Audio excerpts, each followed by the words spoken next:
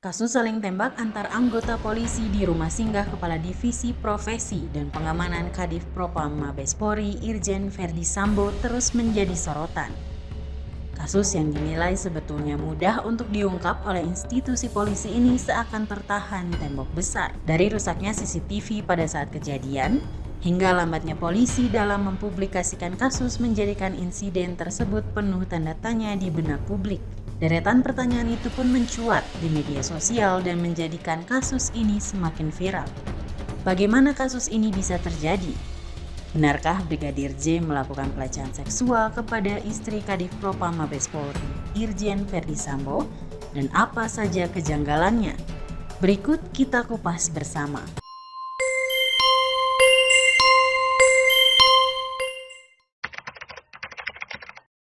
Menurut penjelasan awal polisi, kasus ini bermula saat Brigadir J masuk ke rumah salah satu pejabat Mabes Polri di perumahan dinas kawasan Duren 3, Jakarta Selatan. Di sana ada anggota polisi yang sedang berjaga rumah dinas tersebut, yakni Baradae. Disebutkan Brigadir J ditegur oleh Baradae. Namun Brigadir J mengacungkan senjata, kemudian melakukan penembakan. Hal itu lantas membuat Baradae menghindar dan membalas tembakan. Karopenmas Ahmad Ramadan menyebutkan akibat baku tembak tersebut Brigadir J tewas. Tewasnya Brigadir J karena baku tembak dengan Baradae menjadi pertanyaan besar lantaran Baradae seharusnya belum punya wewenang memegang senjata api. Barada adalah pangkat polisi dari golongan Tamtama.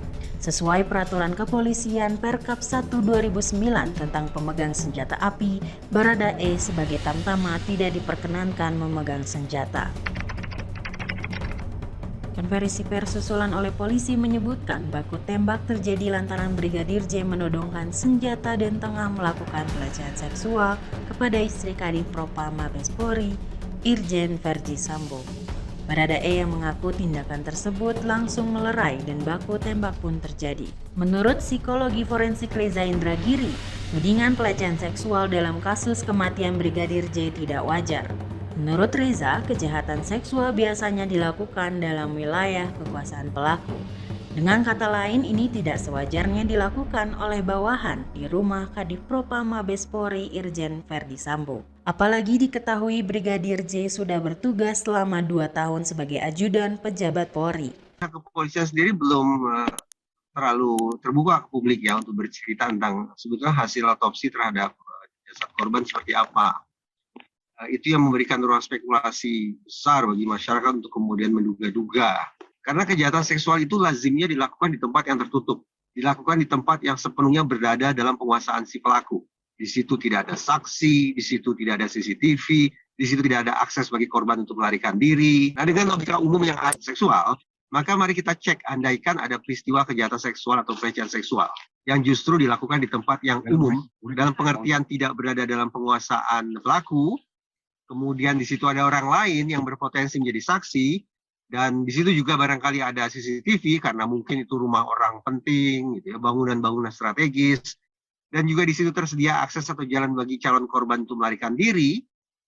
Di situ pula mungkin tercecer jejak-jejak pelaku, maka sungguh-sungguh pemilihan lokasi kejahatan seksual di tempat semacam itu bukanlah tempat yang wajar. Jadi ringkas cerita, kita punya alasan untuk bertanya-tanya.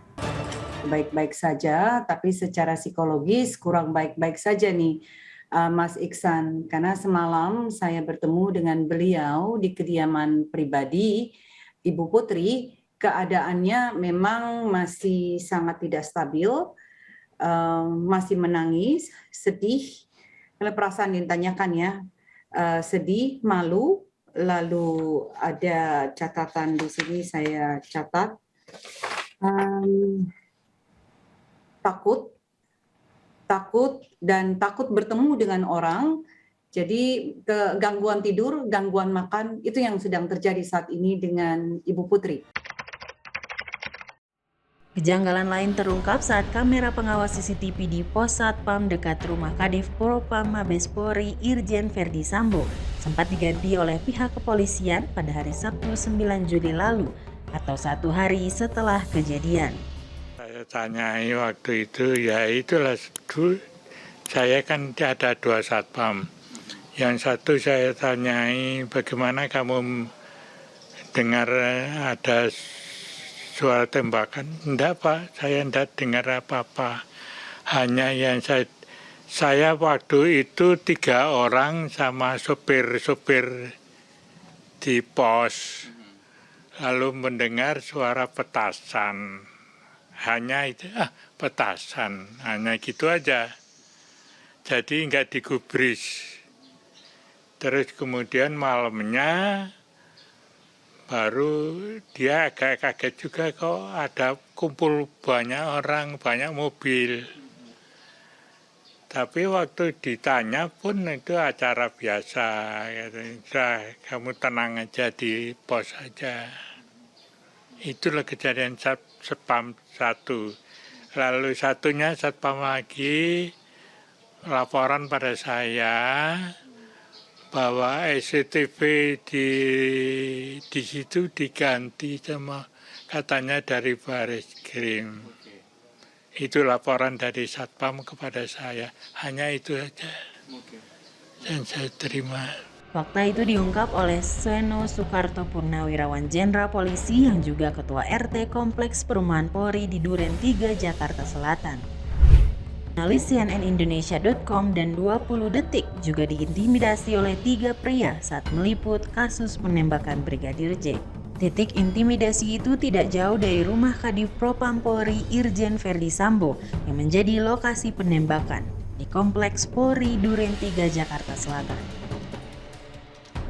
Intimidasi bermula saat kedua jurnalis tersebut mewawancarai petugas kebersihan yang biasa bekerja di kompleks kediaman Sambo.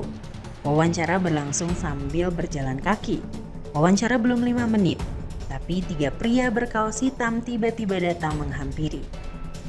Ketiga orang itu berbadan tegap dan berambut cepak. Mereka muncul dari arah belakang dengan mengendarai sepeda motor dan memepet. Tak ada tanda pengenal identitas yang mereka tunjukkan. 2 orang diantaranya langsung merampas ponsel kedua wartawan, sementara 1 orang lainnya mengobrol dengan petugas kebersihan itu. Menurut pengakuan ayah Brigadir J, Samuel Huta Barat, nomor WhatsApp beserta akun media sosial miliknya, istri, serta kakak korban diretas tak lama setelah peristiwa terjadi. Samuel menunjukkan pesan pada aplikasi WhatsApp di ponselnya yang bertuliskan, "Kami menemukan upaya login yang biasanya tidak Anda gunakan. Kami sudah mengunci akun Anda untuk menggunakannya." Keluarga Brigadir J menyebutkan saat dikabarkan Brigadir J telah meninggal, kepolisian belum menyebutkan kronologis dan motif dari penembakan.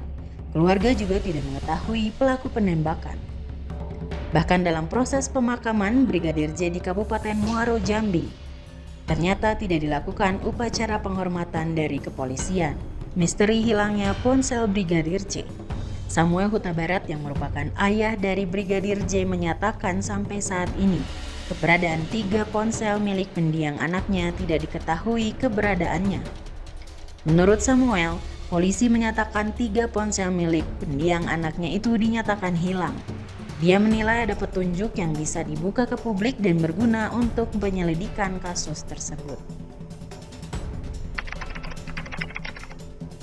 Jenazah Brigadir J tiba di Jambi pada Sabtu 9 Juli 2022. Saat jenazah tiba di rumah duka, keluarga awalnya tidak diperbolehkan untuk melihat kondisi Brigadir J. Namun, ibu Brigadir J bersikukuh untuk melihat kondisi anaknya sebelum dimakamkan.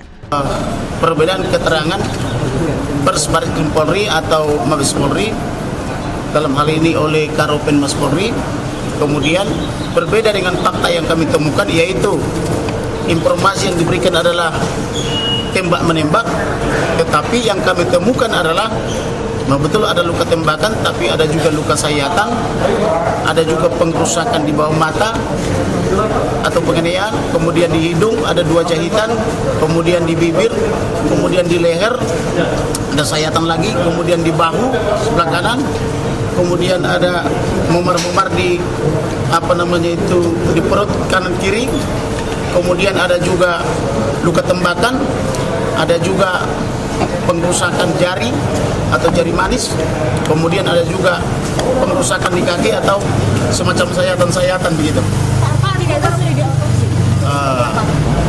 Informasinya kami dapat dari media sudah diotopsi, tetapi apakah otopsinya ini benar apa tidak karena ada dugaan di bawah kontrol atau pengaruh, kita tidak tahu kebenarannya. Jangan-jangan jeroannya pun sudah tidak ada, kita nggak tahu. Jadi perlu otopsi ulang sama repertim ulang.